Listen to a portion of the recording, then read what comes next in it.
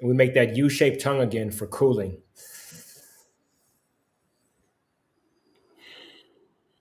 A great breath if you have a fever.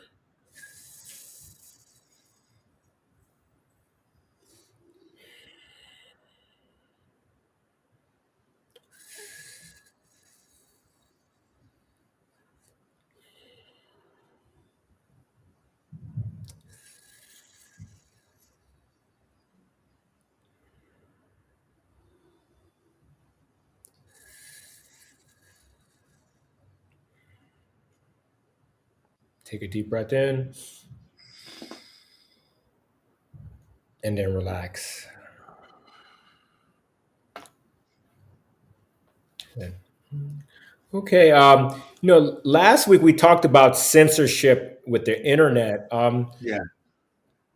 What about censorship in other areas of our civil rights? It's like take guns for instance. How do you feel Okay. about that? Well, that's a touchy subject.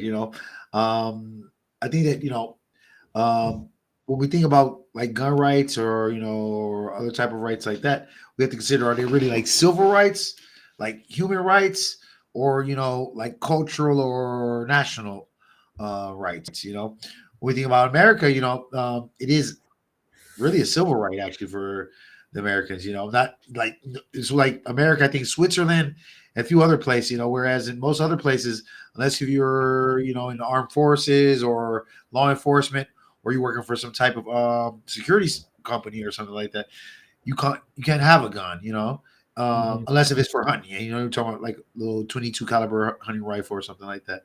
And yeah, but I think that it's one of those things where you have to consider, do we really need guns in our society? I also understand the fact that if you have a gun, if you have a firearm, and I don't have a firearm, I don't know why I shouldn't. You know what I'm saying? That for me personally, for myself, I would never have to own a firearm in a civil society. Some people feel that it's necessary to have one, and I don't blame them for that, especially if other people do. I like to think of it like this. I like to think of the analogy that, let's imagine you're sitting at a round table, right? You and seven other people. Of those seven people, there are two people who love you. They would take a bullet for you. Two people who hate you, who will kill you at the first opportunity. And four or three people at that table have a gun. You don't know who. It could be the neutral people, and two of the people who love you, or it could be two of the people who hate you and one of the people who love you. But when we think of it, when we expand it to saying to the macro, like it is in the states, I don't. Let's say this: I can understand why people might want to have a firearm. Well, you sound like you're explaining the prisoner's dilemma, Yeah, a very definitely. known economic game theory. Yeah, Um, guns are always is always a touchy subject because people, a lot of it is tied to the fact that England were our mother country and we had to keep the guns to protect us from from our ex mother country during the revolution, and so that's why that was in our civil rights. But England is not a threat to us anymore. So yeah. I mean, but it was also because law enforcement was saying was so scarce in such a vast area. Also, but like you yeah. said, that's not the case anymore. Mhm. But it's kind of like one of those things, like the when we talk about nuclear arms. Um, who are you to say that I can't have a nuclear weapon when you already have one Mhm. and you've already used one, two? Yeah. Hiroshima and Nagasaki, right? So who are you to tell me that I can't have one, but you have thousands? I believe at the moment it's 5,100 for the Russians and 4,700. I'm not sure, but it's like America just a little bit behind, but they're in the thousands. You only need like two or three of them to destroy the world, Mhm. to start off some kind of domino effect. But but once people have them, then it's kind of like the point of no return, And I feel the same thing when it comes to guns. Once you let the first few people come through with guns, you can't not to let other people have the choice to, saying to choose weapons. You know what I'm saying? I would never use one because I think that a lot of times the of how you should um, keep your weapons stowed and kept away. I just think it's too much trouble. I don't see myself, helping, saying helping my family or protecting my property. Someone breaks in my house and I have to go into one cabinet, you know, with a lock, get my gun out. Like, wait a minute, bro, wait a minute, don't rob me yet. Don't burglarize me yet. Let me get my ammunition. You know what I'm saying? It's in another room. You know what I'm saying? I just don't really see how that's, what I'm saying. I don't see how that's really logical or plausible. You know, Mhm. um, and also the fact that there's so many people who have guns who either are not mentally fit to have guns, they don't stow them correctly, or they don't know how to use guns. How many innocent bystanders are shot in drive-bys than the actual people that the motherfuckers they really wanted to shoot? You know what I'm saying? Because Yeah. they just don't know how to shoot people, At least go to the range, yeah. No one holds a gun like, come on, man. You know what I'm saying? I've done time in the military, you know what I'm saying? I've served, you know what I'm saying, the country. No one shoots a gun like this. No one, not even John Wick. I mean, he Yeah. might even do it like kind of like this, like around the corner, but that's that's out of trying to be as stealthy as possible, you know what I'm saying? So Mhm. I just think that I don't see the purpose for it, but once you've given the right to some, you can't not give the right to others. That's what I think. Mhm. Interesting. Okay, so if we can go, let's get off of guns for the moment. What do you think about like civil rights and other areas? We already talked about the internet, but like say like like abortion, for instance, or other. Okay. You think abortion should be censored, or should the states have that ability to censor Well, abortion? this is one of those things that we talked about, Mhm. or we actually not laughed about, but we chuckled about in one of the Dave Chappelle Mhm. skits or one of his stand-ups when he said, your body, you're right. You know what I'm saying? You do whatever you want to do with the baby, but the man should also have the right to be a deadbeat dad, you know what I'm saying, if he wants to, right? But in the end, I think that it's all about choice, you know what I'm saying? If the moment you take away choice from people is the moment when, that's when their civil rights or their human rights are being infringed. I'm not saying that we should go out everyone, causing chaos, treason, and anarchy, but there should be laws in place that if you do some things that are, saying that are potentially hazardous or harmful to other people, then yeah, you pay for it. But you should be able to let people choose if they want to do those things or not. You know what I'm saying? Well, that was Thomas Jefferson's credo. Pretty much, you can do whatever you want to do, as long as you don't infringe on the rights of others. But even if you infringe on the rights on others, it's the government that should never infringe on the right of others, not you as a citizen. You can infringe on rights of others, other people. You will pay the repercussions. You pay the price, but you should. Who? Okay, so when we think about this, because and I hate to say this, but because I think all government is bad government, but I think that humanity cannot live ungoverned. Unfortunately, that's a is a very very very how can I say um volatile, double-edged sword, and I think Mhm. that we can't not be governed, but government cannot it can also not take away from our stripe or our rights. You know what I'm saying? If I Mhm. hate you, I can hate you. If I wanted to call you all kind of obscenities and things like that, you may say, "Oh, my human rights are being infringed." Okay, fuck you then. You know what I'm saying? And you should tell me, okay. The police might come along and they say, you know what? You can do this if you want to, but that's against the law. Because think about it. Even 70, 80 years ago, if I decided to drink from the same fountain as a white person, that was against the law. But does that mean say we can't say that say that okay, what government says is okay today is good because what government said 70 years ago, 100 years ago, 150 years ago was not good. You know, Mhm.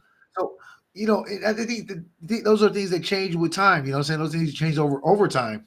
The fact that we forget and we always give like this all-seeing, all-knowing omnipotence to Mhm. government when government, they're flawed too because usually either they're super PACs, they're lobbyists, or saying, or even their voters, they're voting, saying they're voting blocks.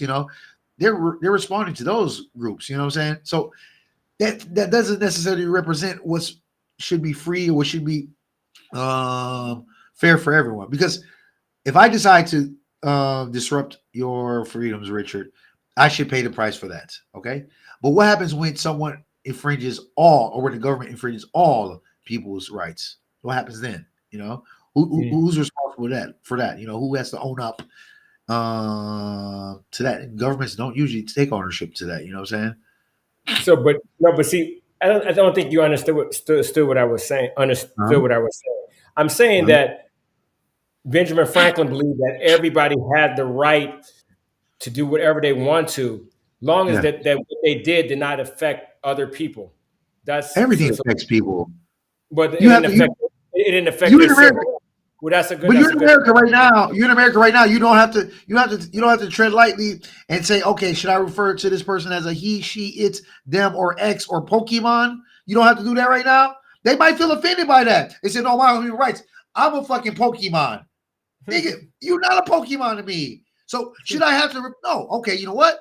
All right. If there are crimes against me, not referring to you as what you identify to, okay, write me my fine, send me to prison. That's my choice. However, Hmm. right? But the moment you say no, no, you can't, you know, that's what I'm saying, you know. And I understand, and that was the point that I was trying to get at.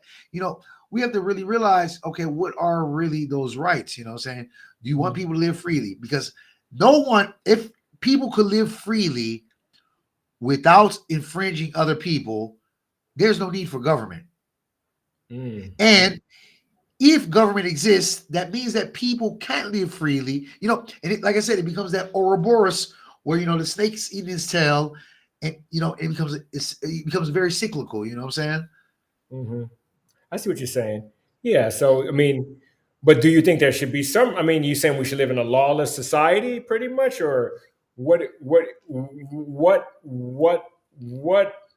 What limits do we have in our society, or what limits should be placed on our society, or what rule of thumb should we go by, a guiding rule we should go by to try to like to create civil liberties for people, and with limits, of course, or maybe no limits. I think, you know, I think that, you know, the two words become oxymoronic. You know, once you Mhm. think about limits, you kind of take away from that word freedom. You know what I'm saying? Or liberties. You know what I'm saying? And Mhm. again, I'm saying I'm not the type of person to say, okay, you know what, we should go out and defend everyone. We should go out and shoot people. You know, so I'm not saying that at all. You know what I'm saying? I think we should all be conscious about what's going on. You know, I think that deep down inside, even though, you know what I'm saying, as a collective, we are quite dumb, but we are also not so stupid. Also, I think that most people, they, you know what I'm saying, they just want to live their lives. They want to be live in peace. They don't want to be bothered. You know what I'm saying? They don't want too much drama.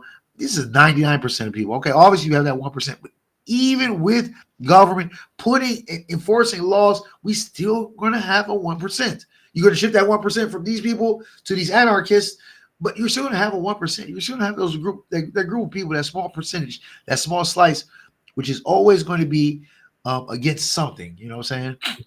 And I think that, you know, the more we try to I don't know, limit things, the more that our freedoms, or let's say this, the more that those limits become us. You know what I'm saying? We're Mhm. limited to our limits. You know what I'm saying? That's what Einstein said. You know what I'm saying? Our capacity, the limits to our achievements are our limitations that we place on ourselves. You know what I'm saying? So Mhm. can we be truly free if we have limits? I don't know. I think But we can be. Yes. what Go ahead. is Go ahead. truly what does truly free mean? Yeah, I mean We're that's. truly free. All right. Well, one thing is that, you know, I think that that's another thing that I often ponder is the fact that, do like true obligations, do laws, do these things, do they really exist? No. These are things that humanity created, just like money, just like power, the ideal of power, not physical power, but like political power or influential power. These are things that were created by us. You know what I'm saying? So in the end, when you think about obligation, let's think about, I don't know, for example, you having to wake up and go to school tomorrow. you can even also not go to school tomorrow. Your mom's going to beat your ass, but you can also not go to school tomorrow. It's not like if you don't go to school, you're going to disappear into another realm, another universe or dimension. So what does that mean? If you do something against something that was created, or something, when you do something that's supposedly against the grain, this means that there should be a cause and effect, or this type of physical or quantum physical type of effect. But that's not the case. If they say you mustn't smoke in hospitals, you can still smoke in a hospital. You might get arrested and fined heavily, but you can still smoke in a hospital. You're not going to disappear. You know what I'm saying? So if you drop a pin, the pin might break. If you smoke in a hospital, you're just going to be a smoking person who was thrown into jail for smoking in a hospital. You know what I'm saying? So I know it sounds like kind of, I don't know, very, very, very meta, but I just think that true freedom also being a concept doesn't exist. And I think that if we want to, we want to say freedom exists, if we want to say that free will exists, we must place it in the hands of the people to decide if they want that free will or not. If they decide, you know what, Richard, you're the government, I like free will, but I don't want anarchy, so you step in. That's why we have Congress. That's why government. Congress people are representative of the people's wants and desires, supposedly. Yeah. So, but like you said, I mean, freedom. I think the freedom and the concept of fairness is causing more people to be restless at night and to have so much anxiety, because those ideas are really not really tangible. In my opinion, I don't believe there's no such thing as tangible. There's no such thing as fairness. It's always going to be something that's going to always be unfair, Exactly. Because that's just the nature of things. But in some ways, it is fair, and then no matter what, you just can't do whatever you want to, because like you said, you affect everyone. So there's no such thing as freedom, like the way we describe it. Maybe there can be like an inner freedom and an inner fairness, like you. And that's something, even maybe another conversation we talk about it. But on an external plane, there's no such thing as fairness or freedom. That's just a concept that's been fed into our society that's keeping us restless at night, and just to make us get angry over nothing. But at the end of the day, I think there have to be limits, and there are always going to be some people that can do better than others, and that's cool. Is it fair that LeBron James is 6'9" and can jump out the building and dunk, and now he's making millions of dollars? No, but I'm cool. Billions now. He's in billions now. In the billions now. He hit the billion mark.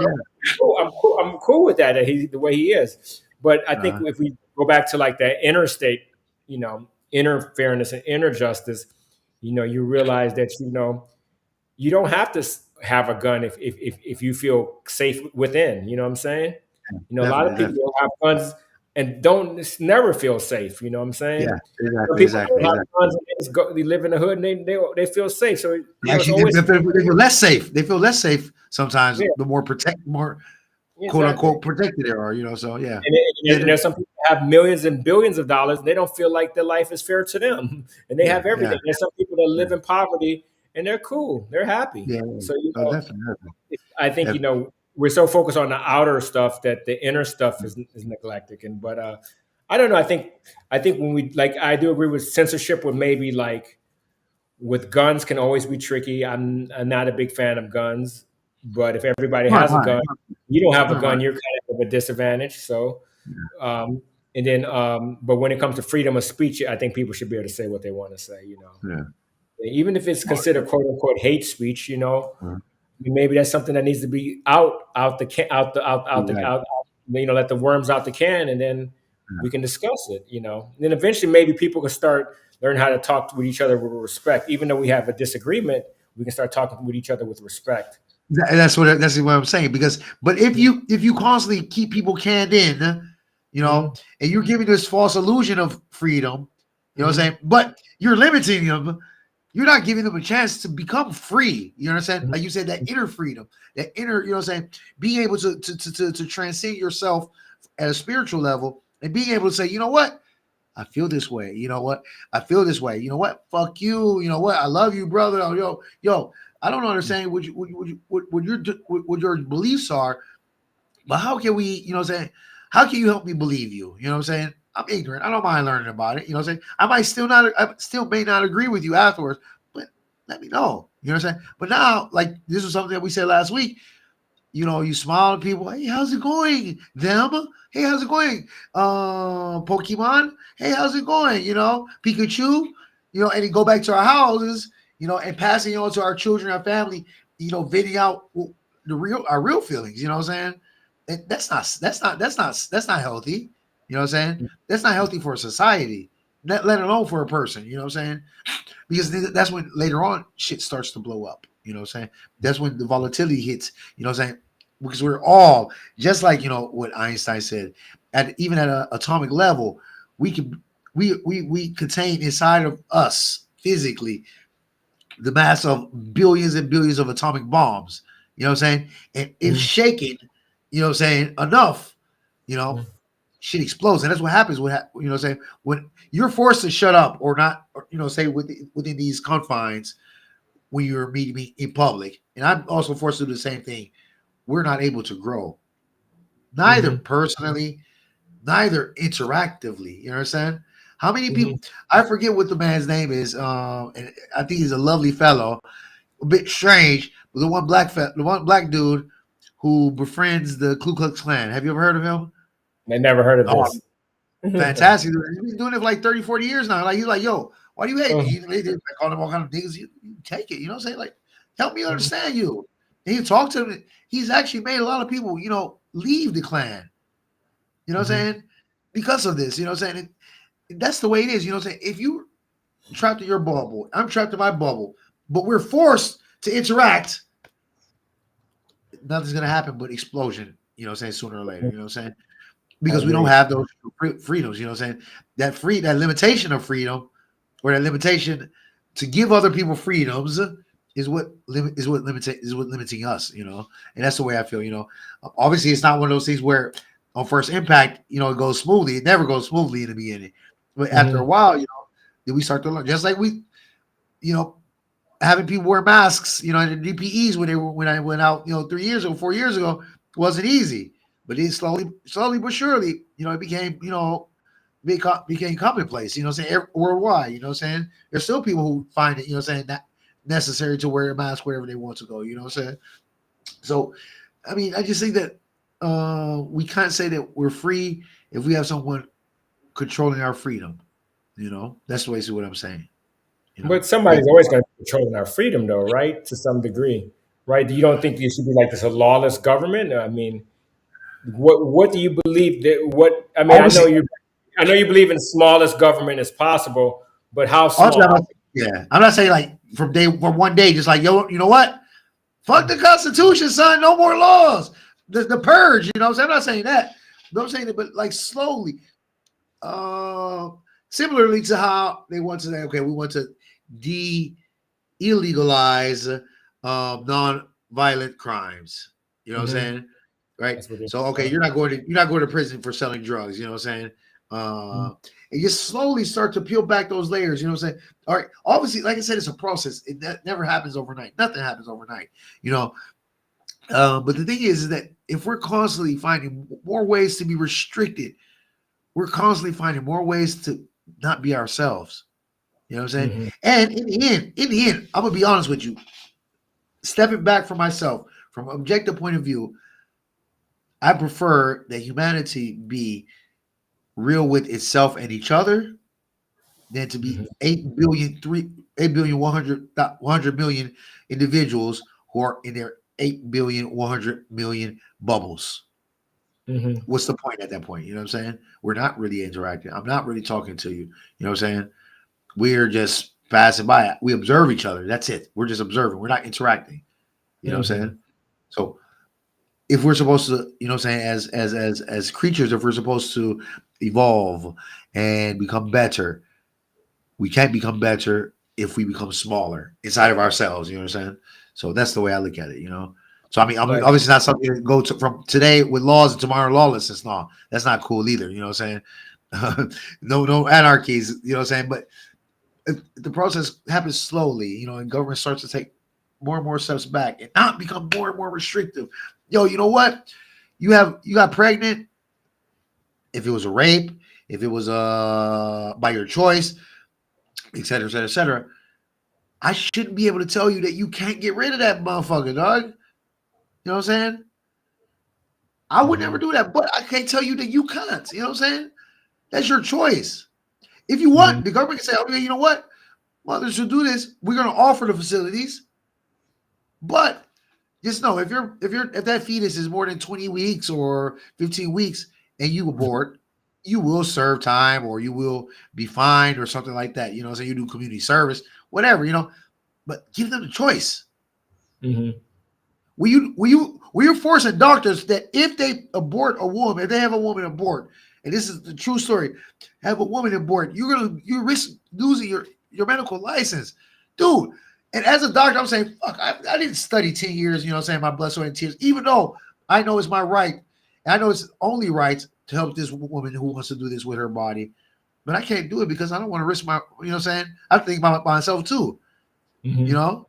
And so what happens is a lot of these doctors seem like assholes because they don't want to, help out, but the situation is so effed up that they can't help out. You know what I'm saying? How can you hold them liable for something that they said, okay, you know what, we want to help them out.